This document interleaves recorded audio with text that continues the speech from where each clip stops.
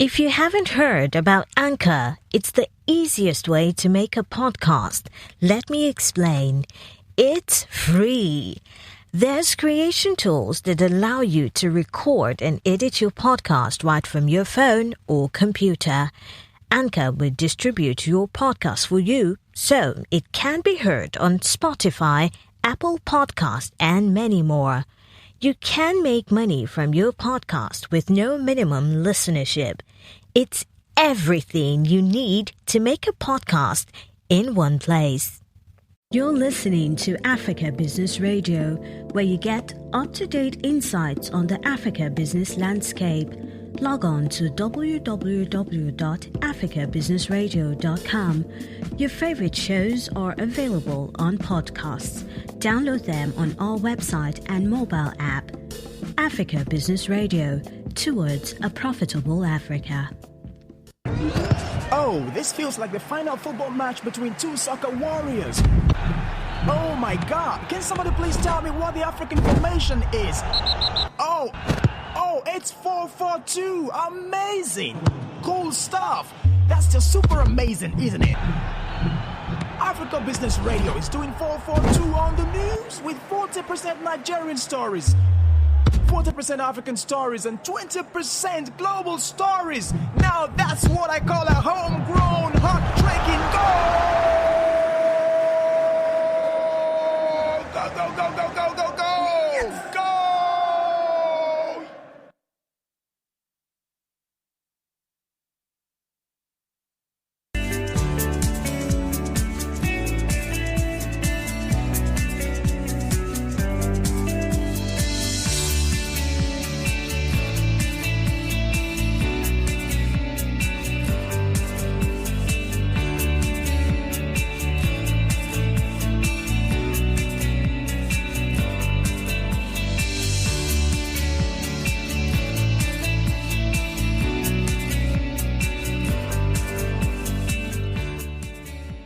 I mean, I'm sure Google Maps would have to readjust the algorithm, because if they say it's going to take 30 minutes to get to a place, they need to do something for Lagos.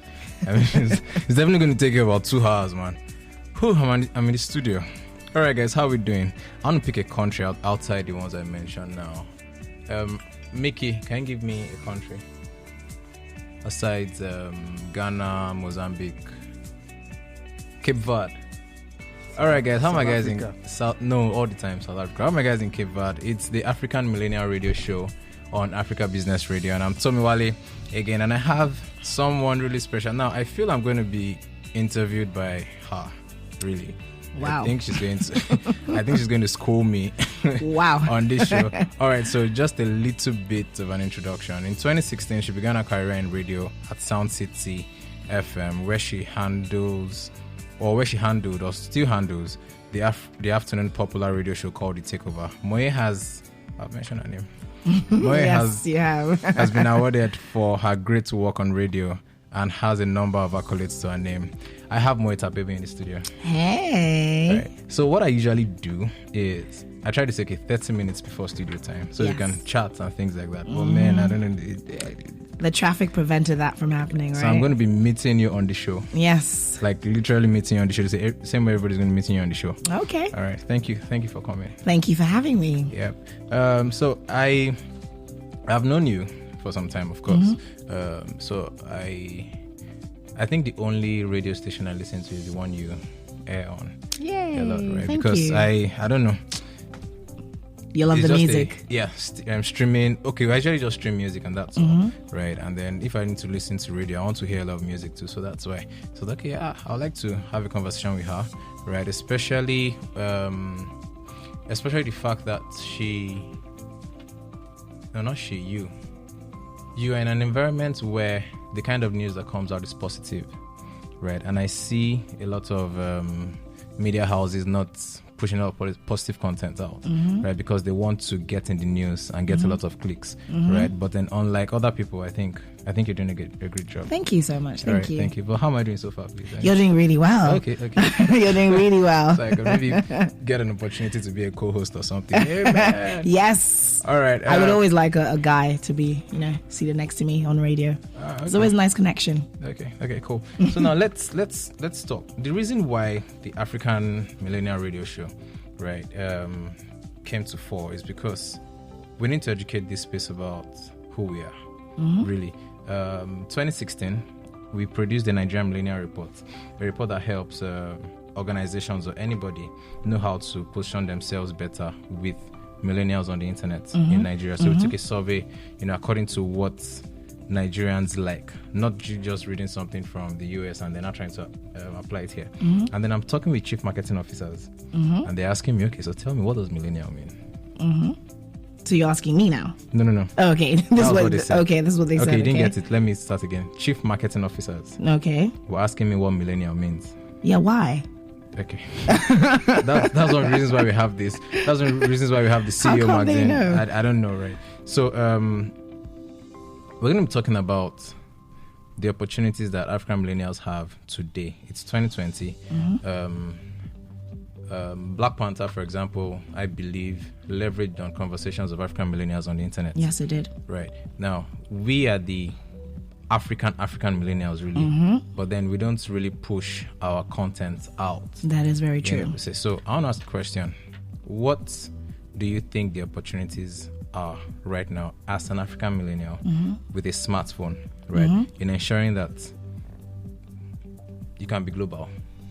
Well, so far, thanks to social media, especially Instagram, Twitter, it has opened the doors for these African millennials to obviously, be recognized, to be known for what they do. Like even just coming to think of it, what comes to mind, especially all these social media comedians. That's the first thing that comes to mind. And I know for sure that, even the likes of 50 Cent and people have actually posted videos by some of your favorite, social media comedians. So it just goes to show that, social media definitely has created this platform for our stories to actually end up being told and being heard internationally. Okay, so now it's 2020.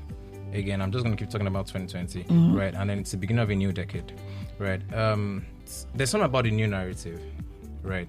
That I believe is happening. So, before, let me do fashion, for example. Before, I'm not going to be in a radio show and I'm wearing kaftan on a Monday. Do you understand what I'm saying? I'm going to be wearing tie or something like that. Now, fashion has moved on, and then we have this right now, and it's just part of the what's it called? It's part of the trend. It's part of the thing in the air that has to do with us telling our stories. So now there are the old stories, there are the new stories. I don't know what happened in between, but then there are new stories. Now, what opportunity again, right, do you see for the average African millennial right now? Let's even take it beyond Lagos, right? Okay. So there are cultural backgrounds also. So the Ghanaian guy might just leverage on Year of the Return, for example, last year, right? The guys in South Africa can leverage on, I don't know what leverage on. The guys in Nigeria, I think we have Dove. What was that thing they called Nigeria? Dove Return. What was that thing called? Really? We have something? There was something in January. It was quite hilarious. Now, what do you think that we should be trying to do, right, with the internet right now? I understand that there's technology. We need to now drive a better narrative for Africa. Because if you go on Google, Google aggregates what's happening at a particular place. Do you understand what I'm saying? So, smartphones, laptops. What sort of conversations should we really be pushing? I feel... Do you understand? So we can have an interesting narration of Africa on the internet. Obviously positive stories. Absolutely. There's some, like even now, I don't necessarily want to call out a certain blog that is on social media, on Instagram, but I personally feel that blog really just shows Nigerians and Africans in a negative light, because I don't see any positive news, I don't see any good news, I don't see any praise. So I just see bad news. And when you have a blog like that that's so popular, come on. Obviously, internationally, people are going to be like, oh, this is what Nigerians get up to, you know? So I think the blog posted something that... so you know the blog I'm talking about. So the blog posted the new CEO magazine, right? And then I went to check the comments, and I saw the comments were actually good comments, actually. So I was like, okay, maybe people can start sending positive things to them. Yes. And that's it. Like, I always say this about Nigerians. Nigerians are, in all essence, I don't mean to be offensive, but I feel Nigerians are very impressionable. Once you sort of, throw something in their face, so in this case, positive news, that's what they're gonna, only see, and that's what they're gonna obviously get, interest in. So I just feel that's on, these blogs. It is actually on them to, at least give us some positive news as well. Okay. So now, I'm sorry, no negative talk here. Right? So positive. Yes, please. Just going to positive. So we're not about social change, right? I'm sure you have a lot of things that you're up to. Yes. In that regard. I just want, by end of 2030 or maybe 2032, I want people to be able to look back, like we'll look back to 2011, right? And see that some things actually started today, right? That has changed a lot of things about us. So, Moe, with who you are right now, with your brand personality, right? You have a very, very interesting brand, something that a lot of ladies, want to be like, look forward to. Female empowerment. Can you tell me what you've been doing or your approach to social change, really? Well, personally, I feel like, it is time for women, most especially Nigerian women, to be in position of power, to, be entrepreneurs. So me personally, I'm, I see myself in a sense as a mentor, maybe not necessarily directly, but I do know that, females, who sort of can like tap into what, like what I give out or what I put out, who can relate to me, I am trying my best to make sure that these females at least have that idea that it is very important for you to, at least own a business, run a business, make your own money, and just be a good person, to be honest. Now, do you think this environment right now would encourage that? It's tough. Okay. It is tough, but I feel like, especially with things like Twitter and how, it was so crazy how like last year or so, I was like so happy when people jumped on the whole Me Too initiative and stuff. I feel like, if people are, joining conversations like that, especially women joining conversations like that, where they are, pushing a completely different narrative, where, as I said, women can be entrepreneurs, women can be in position of power, women don't necessarily have to be harassed and whatnot. If they are, pushing that narrative, I'm definitely for the idea that in the next couple of years, it's going to be a better place for women, most especially. And I really support that. So I have this theory, right, about women. I think you're stronger than men. Yes. Right. So you can say that again. Both, what's it called? Physiology speaking, and also with the brain. So this is why I see it. The popular story about how the creation, happened was, the guy needed help. Right. Now, if I need to carry this table, I need someone of equal strength or stronger to help me with it. Now, the dude was not using his hands to get things done. He was using his brain or his mind to get things done, right? So that if someone who was going to now do the work with him was going to show up, the person had to have a higher level of intellectual capacity. Now, if you look at it today, a guy cannot be frying dodo, right? Or frying plantain while he's taking care of one baby's assignment and another baby's assignment and also trying to send an email. Multitasking. The dodo will get burned. That's true. As in very black. The kitchen will go up in flames. The other baby will be crying. But a woman can stay and handle all of these things. Yeah. So for me now, most of the projects I'm on, right, I always make sure that the partner on the other side, aside from Africa Business Radio, they're all guys here. Yeah. So what does that mean? That means we need some more women in here. So I always make sure that there's a woman on top of it because the work just goes easy. Secondly is when it comes to intuition, right? I trust it. Yep. Like should we go that way? Once I hear no, I might ask questions like, why do you think we shouldn't? But in my mind, I know that no is no. Right? I'm just going to go with it, and it always just ends up really good. So how do you think right, that this thing, of course, I don't know if there are other people that think like me. I think that a lot of women, right, need to at least be in so many decision-making processes. Yes. There was this thing I saw recently. I don't know where I saw it. I saw it somewhere on Instagram, and it said that if there's any country that doesn't put so much of resources into educating this thing they call the girl child, Yes. right, they lose $1 billion every year. Now, so you can see what's happening in our environment right now. What do you think can be done? I'm not throwing this on you. We're just chatting. Yes, we're just chatting. So if you think, you just throw it back at me also, right? So I'm not I'm not trying to consult with you right now. But do you think that there can be things that can just be done, right? If it's education, if it's what's it called, employers, having new policies, what things do you think can be done? Basically, Coming from all of literally, definitely all what you said. Education is key because I think there's this statement where they say if you train a girl, you've basically trained a whole generation. So education is key. That's the first thing. Then definitely, even just when it comes to workspace, make sure equal pay for both men and women, so that you never sort of subject a woman to feel that she is not on the same level as a man.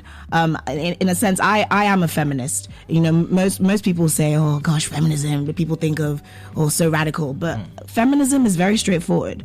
All it is equal opportunities and rights for man and woman. Absolutely. So I just personally feel that Nigeria as a country in general should just try as much to implement, whether it's policies, whether it's laws, whether it's ideas, whether it's even just initiatives that just sort of actually focus on how important it is to actually make women feel equal and be equal to men. Okay. There's a bit of joke somewhere though. So I went to this office that they said they employ just women. But then the guard at the gate was a man. But then again, no one said that a woman cannot be a security guard. Well, so I asked, I saw a lot of places. I was like, is that a policy just about women? They said they're just women. I said, okay. And then I got to the gate, it was a man that was there. I said, okay, you know what? Let's have a short break and then we'll be back for more. All right. Yeah.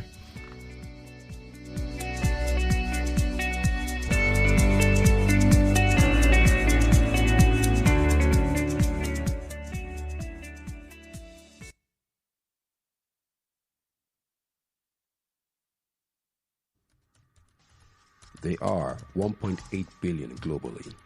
They will make 75% of workforce by 2025.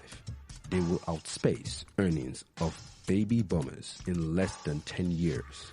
Smartphones and tablets are the argument settlers and fact checkers for every conversation.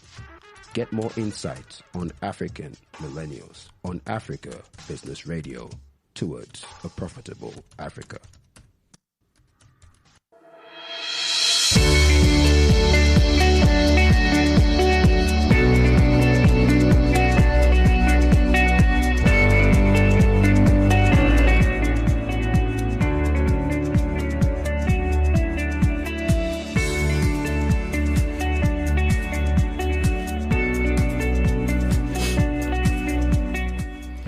All right, man. Welcome back, guys.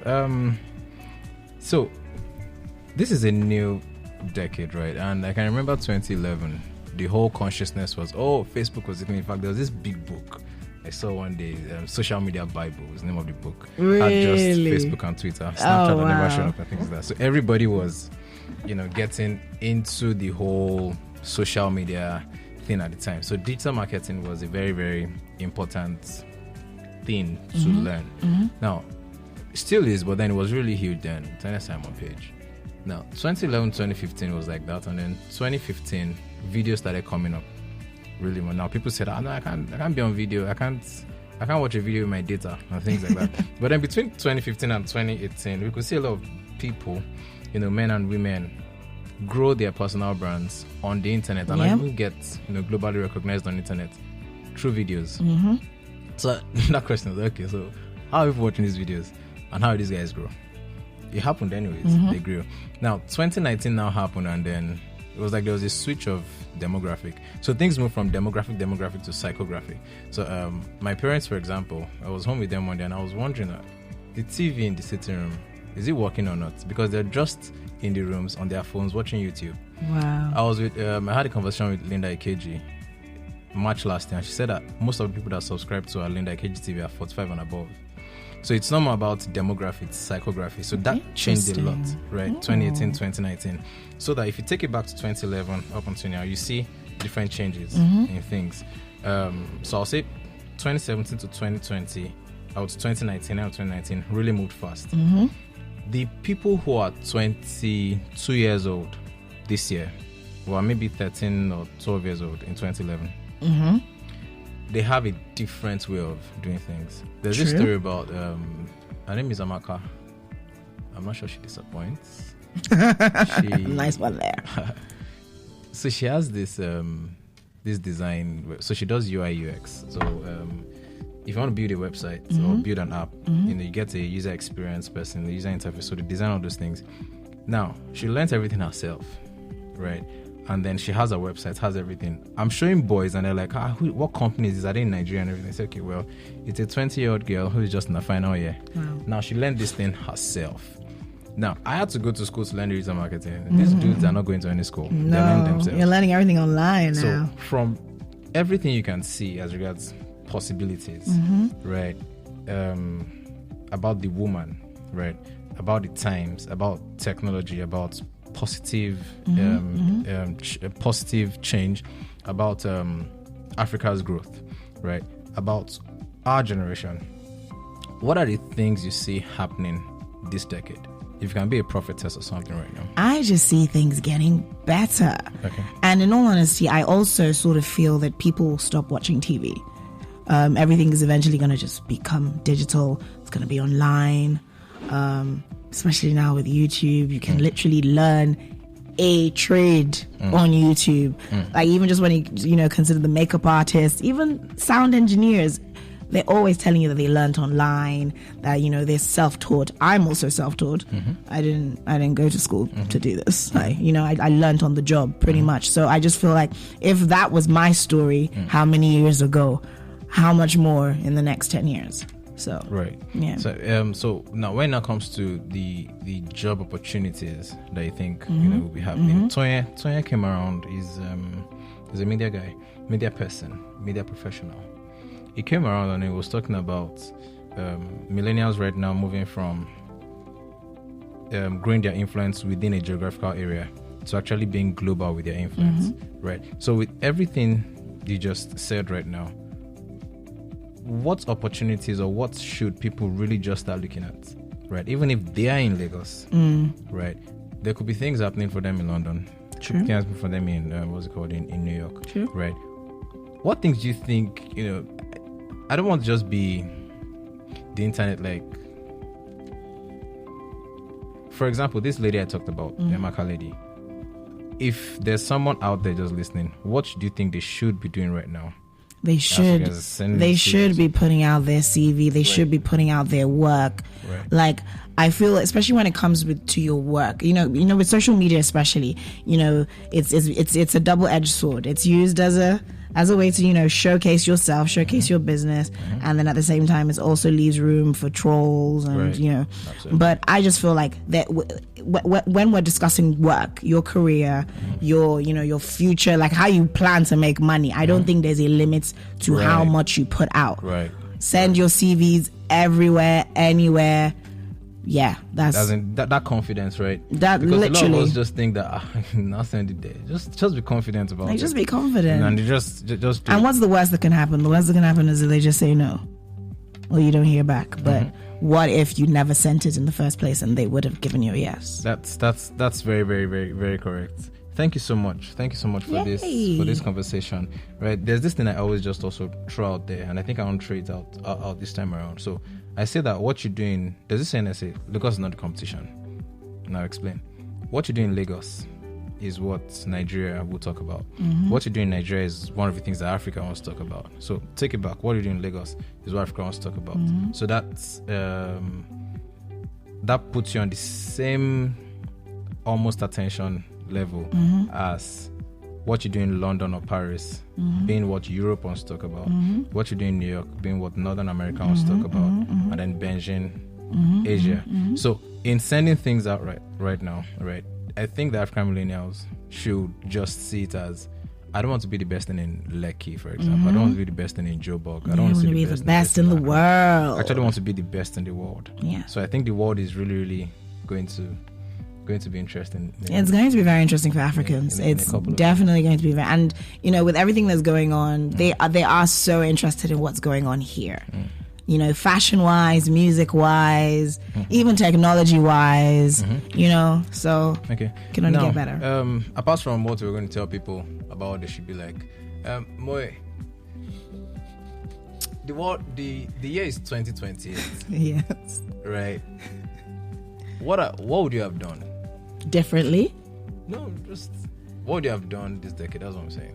What would I have done? Okay, the question is, what's in it for you this decade? What are you looking for this coming decade? I'm just saying, this is 2028, and then we're in one studio somewhere, and I'm just having this conversation. So what would I have achieved, basically? I would have achieved a lot. You know, most especially, I'll definitely have my own show, my own TV show. Okay. Whether it's going to be on TV, most definitely. Okay. It's definitely also going to be online. Okay. I'm definitely going to start my own mentorship program, where I'm going to be teaching, you know, not only females but males as well. Why are you not starting now, though? I'm starting right now. Okay. I am like this. I'm telling you. So in the next 8 years, if we do have this conversation, all those things will be. So the mentorship thing, has it started? I'm planning on starting this year. Okay. Yes. Guys, there's going to be a mentorship thing. More is going to be. I mean, you should. Yes, for on-air personalities, and you know how the game is, how the industry is. Just on-air personalities, right now. Well, mostly the TV presenters. You know how to be a presenter. Let me throw something out to you. There's going to be a huge surge on podcasts. A lot of people would want to own their podcast. So I think. You know, I also have a podcast, but I don't. I'm planning on having a podcast, but I'm doing it completely differently. But I think that's something, right, that you would want to be an authority in. Yes. Because a lot of people will want to just sit down in there. And trust me, I'm not doing it in a studio. That's what's going to be very different about my podcast. I'm talking about even teaching people. Oh, teaching people how to do the podcast. Yeah, because I think a lot of people want to learn how to do the presentation, right? And I think, you know, the goddess of radio, the radio goddess. I just sort of trained that in. Yes. So you can continue. So there'll be a lot. Don't worry. There'll be a lot. I'm building my brand, and absolutely. You know, as I'm never ever afraid to say, my plan, my goal, by the age of 50 years old, if my way is still in this media game, I definitely want to have my own, you know, media conglomerate. And that's literally what I'm aiming for. And I'm happy. I'm happy about this show though, because I was talking with Kumi Okwetu. He took. Have you seen the new CEO magazine, by the way? No, I have not, unfortunately. Please look at this. I will. Please. I'm hoping it's here. Is it here? So it's digital. It's not it's digital. Okay. So he took the pictures of Cecil and Keke. They're the ones on it, and then we're having a conversation somewhere. Not about. I have seen it. You've seen it. Yeah, yes, I have with Cecil. Yes, I have. Yes, I have. And then we're talking about the fact that if 50 things are happening in Lagos, 500 things are happening in New York. So this thing you're saying is so valid, it's so interesting, and I can't wait to see that happen, because we need so many of people like you, right, to be doing this. And please, we need education more. I don't know why. We need education, right? I like what Jay-Z was doing at Harvard. Was it yesterday or so? It was on Rock Nation and everything. We need more things like that, and I'm happy. I'm happy that you talked about mentorship, and we can't wait to see. Thank you. A whole lot more about that.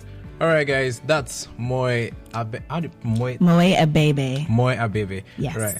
What was my producer doing? What's all this? Right. You're offending him. I'm sorry. All right, Moet Abebe, thank you very much for coming on the African Millennial Radio Show. Thank you so much. Your points were really, you know, very precise and just straight to the point, and I really like that. I'm sure we have a lot of bullet points already to talk about over the weekend. We're going to be talking about Moise and the African Millennial Show.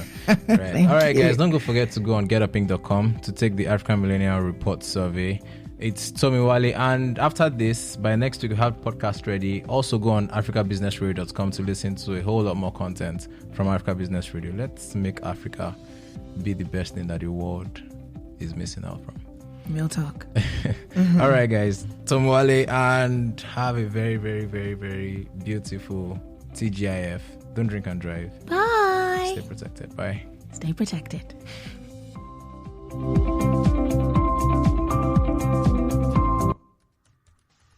They are 1.8 billion globally.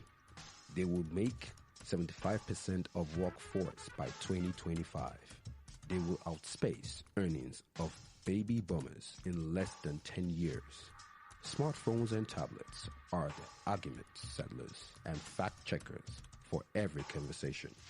Get more insights on African millennials on Africa Business Radio, towards a profitable Africa.